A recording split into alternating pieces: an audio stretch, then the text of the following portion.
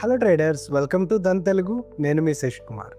మనం స్టాక్ మార్కెట్లో చూస్తున్నప్పుడు ఈరోజు చాలాసార్లు కరెక్షన్స్ రావడము, వార్ సిచ్యువేషన్స్ రావడము చూస్తున్నాం.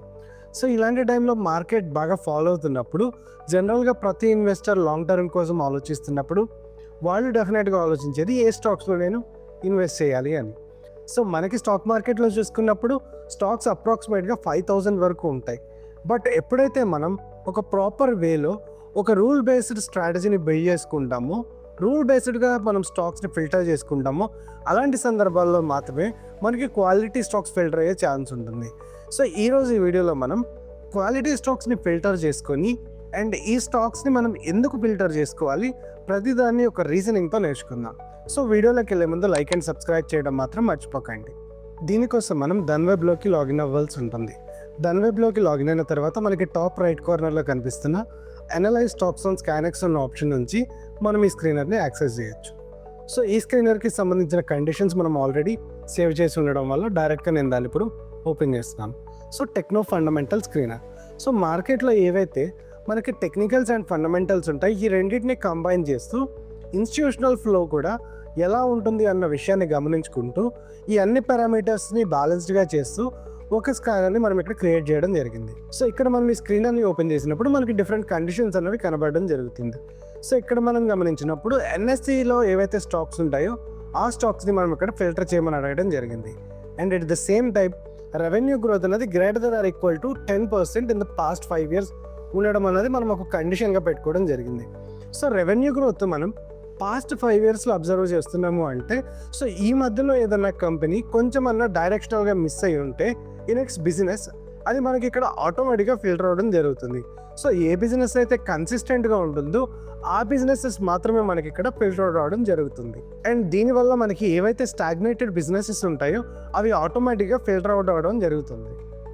సో నెక్స్ట్ ఇక్కడ మనం year over year last quarterly sales growth అన్నది ఎలా ఉంది అన్నది చూస్తున్నాము. అండ్ దీని నుంచి మనం ఏదైతే గ్రోత్ ఇందాక మనం చూస్తున్నామో అది పాస్ట్ 5 yearsకి మాత్రమే కాదు, క్వార్టర్ ఓవర్ క్వార్టర్ కూడా పెరుగుతుందా లేదా. సో మనం హయ్యర్ టైం ఫ్రేమ్లో బిజినెస్ ఎలా ఉందో చూస్తున్నాము.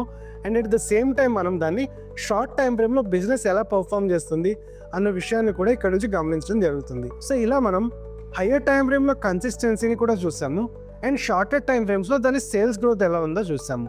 అండ్ సేల్స్ గ్రోత్ ఒక్కటే ఎప్పుడు బిజినెస్కి సరిపోదు, దానికి సంబంధించి క్యాష్ ఫ్లో రావడానికి profit growth. So cash flow నుంచి ఏదైతే ప్రాఫిట్ గ్రోత్ వస్తుందో ఆ ప్రాఫిట్ గ్రోత్ ఉందా లేదా అన్న విషయాన్ని కూడా మనం గమనించవలసి ఉంటుంది. సో ఇక్కడ మనం ఇయర్ ఓవర్ ఇయర్ లాస్ట్ క్వార్టర్లీ గ్రోత్ ప్రాఫిట్లో ఎలా ఉంది అన్నది అండ్ అది మినిమం 10%గా ఉన్నప్పుడే మనం ఫిల్టర్ అవుట్ చేసుకోవడం జరుగుతుంది.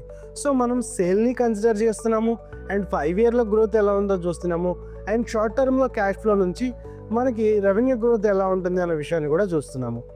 అండ్ ఇవి మాత్రమే కాదు, ఇక్కడ మనకి బిజినెస్కి సంబంధించిన క్యాపిటల్ ఎక్స్పెండిచర్ అన్నది ఉందా లేదా అన్న విషయాన్ని కూడా మనం కన్ఫర్మ్ చేసుకున్నాము by using capex. So capital ఎక్స్పెండిచర్కి ఎలకేషన్ పెరుగుతూనే బిజినెస్ కన్సిస్టెంట్గా ప్రాఫిట్ చేస్తూ వస్తూ దాని యొక్క రెవెన్యూ గ్రోత్, సేల్స్ గ్రోత్ ఇవన్నీ ఉన్నప్పుడు జనరల్గా ఆ స్టాక్ పర్ఫామ్ చేయడానికి బెటర్ ఆపర్చునిటీగా ఉంటుంది. అండ్ మనం చేసే స్టాక్ పికింగ్ అన్నది జస్ట్ ఏదో ర్యాండమ్గా కాకుండా మనం నెంబర్ ఆఫ్ క్వాంటిటేటివ్ పారామీటర్స్ని ఇలా కన్సిడర్ చేయడం వల్ల మనం చేసే స్టాక్ పికింగ్ అనేది జనరల్గా మనకి ప్రాఫిటబుల్గా ఉండే ఛాన్స్ ఉంటుంది. సో ఇలాంటి స్టాక్స్ని మనం ఫిల్టర్ అవుట్ చేసుకొని ఒక ప్రాపర్ మ్యాథమెటికల్ మెథడ్లో మనం వెళ్తున్నప్పుడు జనరల్గా మన స్ట్రాటజీ అన్నది వర్కౌట్ అయ్యే ఛాన్స్ ఉంటుంది. అండ్ స్టాక్ మార్కెట్లో మనం ఎప్పుడు మన యొక్క స్టేక్ అన్నది హై ప్రాబబుల్ సెటప్గా ఉండే ఛాన్స్, మనం దాన్ని హై ప్రాబబుల్గా ఉండే సెటప్ని, దాని రూని మనం ఇవ్వాల్సి ఉంటుంది. సో రెవెన్యూ బాగానే ఉంది, సేల్స్ బాగానే ఉంది, కన్సిస్టెన్సీ బాగానే ఉంది, but what about it's debt repaying ability. So ఇలాంటి సందర్భాల్లోనే మనం డెట్ టు ఈక్విటీ రేషియోని గమనించవలసి ఉంటుంది. So det to equity ratio ఎప్పుడైతే మనకి 0 to 0.5గా ఉంటుందో ఆ కంపెనీ యొక్క డెట్ రీపేయింగ్ ఎబిలిటీ అనేది కొంచెం బెటర్గా ఉంది అన్న సిచ్యువేషన్ని మనం గమనించవచ్చు. అండ్ ఇవన్నీ గమనిస్తూ మనం రిటర్న్ ఆన్ ఈక్విటీతో పాటు ఇన్స్టిట్యూషనల్ హోల్డింగ్స్ ఏమన్నా ఉన్నాయా అని వెరిఫై చేసుకోవడం ద్వారా ఇంకా మన ప్రాబబిలిటీ ఆఫ్ ఇన్వెస్టింగ్ అన్నదాన్ని ఇంక్రీజ్ చేసుకునే ఛాన్స్ ఉంటుంది. అండ్ వీటితో పాటు ఆ స్టాక్కి సంబంధించిన ఫండమెంటల్స్ మాత్రమే కాకుండా టెక్నికల్ పారామీటర్స్ కూడా మనం గమనించడం వల్ల మనం ఏదైతే ఇన్వెస్టింగ్ జర్నీ చేద్దాం అనుకుంటున్నామో ఈ ఇన్వెస్టింగ్కి సంబంధించిన ప్రాబబిలిటీ సెటప్ అన్నది మనకి హై ప్రాబబిలిటీ సెటప్గా మారే ఛాన్స్ ఉంటుంది.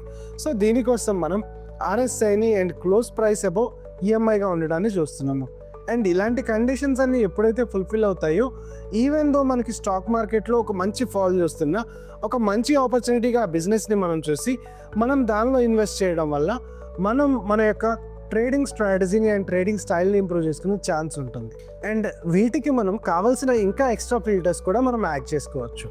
సో ఇక్కడ నేను మోడిఫై అన్న ఆప్షన్ నుంచి ఇంకా ఫర్దర్గా ఈ స్టాక్స్ని కూడా ఫిల్టర్ చేయడానికి చూస్తున్నాను. సో ఎప్పుడైతే మనకి ఇక్కడ స్టాక్లో ఆపరేటింగ్ మార్జిన్ అనేది గ్రేటర్ దాన్ 15%గా ఉంటుందో, అలాంటి సందర్భాల్లో ఈ స్టాక్ అనేది మనకు కొంత బెటర్గా పెర్ఫామ్ చేసే ఛాన్స్ ఉంటుంది. అండ్ ఆపరేటింగ్ మార్జిన్ కూడా వచ్చింది. But what about responsibility? So ఒక బిజినెస్ ఎప్పుడు రెస్పాన్సిబుల్గా ఉంటుంది అంటే దాని యొక్క ప్రమోటర్ హోల్డింగ్స్ అనేది గ్రేటర్ దాన్ 50 ఎప్పుడైతే ఉంటుందో, సో మిగతా స్టేక్ హోల్డర్స్ కంటే వీళ్ళు ఎక్కువ కంపెనీ గురించి టేక్ కేర్ చేయడానికి ఛాన్స్ ఉంటుంది. సో దాని యొక్క గవర్నెన్స్ ఎప్పుడైతే ఇలా కంపెనీకి సంబంధించిన హైరార్కీలో ఉన్న పీపుల్ వాళ్ళు టేకప్ చేస్తారో, అలాంటి సందర్భాల్లో బిజినెస్ గ్రోత్ ఇంకా బెటర్గా ఉండే ఛాన్స్ ఉంటుంది. సో దీనికోసం మనం ఇక్కడ ప్రమోటర్ హోల్డింగ్స్ని కూడా యాడ్ చేసుకున్నప్పుడు మనకి ఇది బెటర్గా పెర్ఫామ్ చేసే ఛాన్స్ ఉంటుంది. సో ఇక్కడ మనం ప్రమోటర్ హోల్డింగ్స్ని యాడ్ చేస్తున్నాము అండ్ ఇది మినిమం 50%గా ఉంటుంది అన్న కండిషన్ని కూడా మనం ఫుల్ఫిల్ చేయడం ద్వారా మనం ఇక్కడ టెక్నో ఫండమెంటల్ ఇన్స్టిట్యూషనల్ అనాలిసిస్ను కంప్లీట్గా మనం వన్ గోలోనే తెచ్చుకొని మన యొక్క స్టాక్ ఇన్వెస్టింగ్కి సంబంధించిన ప్రాబబిలిటీ సెటప్ని హై ప్రాబబిలిటీ సెటప్గా మార్చుకునే ఛాన్స్ ఉంటుంది. సో ఇక్కడ మనం ఓవరాల్గా గమనించినప్పుడు కంపెనీ యొక్క ఫండమెంటల్స్ నుంచి ఒక ఫండమెంటల్ అనాలిసిస్తో పాటు మనం institutional level and promoter holdings, so ఇలా మల్టిపుల్ ఆస్పెక్ట్స్ని మనం తీసుకోవడం ద్వారా, సో ఇలా మనం టెక్నికల్ ఫండమెంటల్ అండ్ కంపెనీకి సంబంధించిన గవర్నెన్స్ని కూడా ఇంక్లూడ్ చేసుకోవడం ద్వారా ఈ యొక్క స్క్రీనర్ నుంచి మనం క్వాలిటీ స్టాక్స్ని ఫిల్టర్ అవుట్ చేయడానికి ఛాన్స్ ఉంటుంది. సో ఇలా మనం ఎవ్రీ టైం స్కాన్ చేసుకుంటూ మనకి సంబంధించి మన కండిషన్స్ని ఫుల్ఫిల్ చేస్తున్న స్టాక్స్ యొక్క పర్ఫార్మెన్స్ని టెక్నికల్గా కూడా వ్యాలిడేట్ చేసుకుంటూ ఆ స్టాక్లో మనం ఇన్వెస్ట్ చేసినప్పుడు మన యొక్క ట్రేడింగ్ సెటప్ ఆర్ మన యొక్క ఇన్వెస్టింగ్ సెటప్ అనేది చాలా హై ప్రాబబిలిటీ సెటప్గా ఉండే ఛాన్స్ ఉంటుంది. సో ఇక్కడ మనం గమనించినప్పుడు మనకి అప్రాక్సిమేట్లీ 2 to 3 స్టాక్స్ అన్నవి మనకి ఇక్కడ ఫిల్టర్ అవుట్ అవ్వడం జరిగింది.